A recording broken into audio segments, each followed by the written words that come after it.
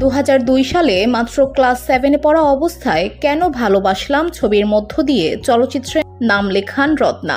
সেলিম আজম পরিচালিত এই ছবিতে তিনি ফেরদৌসের বিপরীতে অভিনয় করেন। ছোটবেলা থেকেই দেখতে ভীষণ সুন্দরী ছিলেন তিনি, যে কারণে স্কুলে পড়াকালীন সময়ই নাকি অনেক প্রেমের প্রস্তাব পেয়েছেন।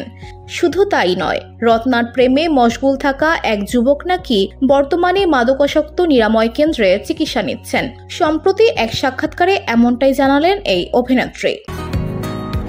বসুন্ধরা, উত্তরা, বনশ্রী, কুড়িল ও বাড্ডা সহ রাজধানীর বিভিন্ন স্থানে অভিজাত ও অত্যাধুনিক মানের ফ্ল্যাট কেনার এক নির্ভরযোগ্য প্রতিষ্ঠান প্লেজেন্ট প্রপার্টিজ লিমিটেড।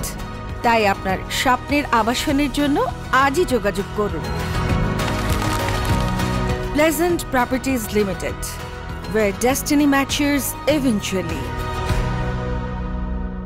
রত্না বলেন, জীবনের প্রথম যে ছেলেটি আমাকে পছন্দ করেছে, প্রেমপত্র দিয়েছে, তার নাম রনি। পরবর্তীতে আমি জানতে পারলাম ছেলেটা গাজীপুরে একটি মাদকাসক্তি নিরাময় কেন্দ্রে ভর্তি। অভিনেত্রী বলেন, আমি জানি না ছেলেটা কেন সেখানে ভর্তি, তবে এলাকার মানুষ থেকে এমনটাই জানতে পারলাম।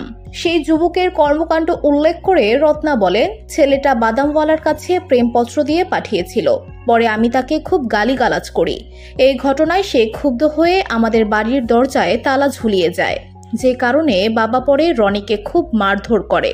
আমি বাসার জানালায় বসে থাকলে ছেলেটাকে সবসময় দেখতে পেতাম, তবে এরপরে আর দেখা পাইনি, যে কারণে তাকে ভীষণ মিস করি। রত্না বলেন, এখন তো আর প্রেমে পড়ার বয়স নেই, কারণ আমার স্বামী রয়েছে এবং 2 সন্তানের মা আমি, তাই এসব নিয়ে আর ভাবার সুযোগ নেই। VOD Bangla news desk.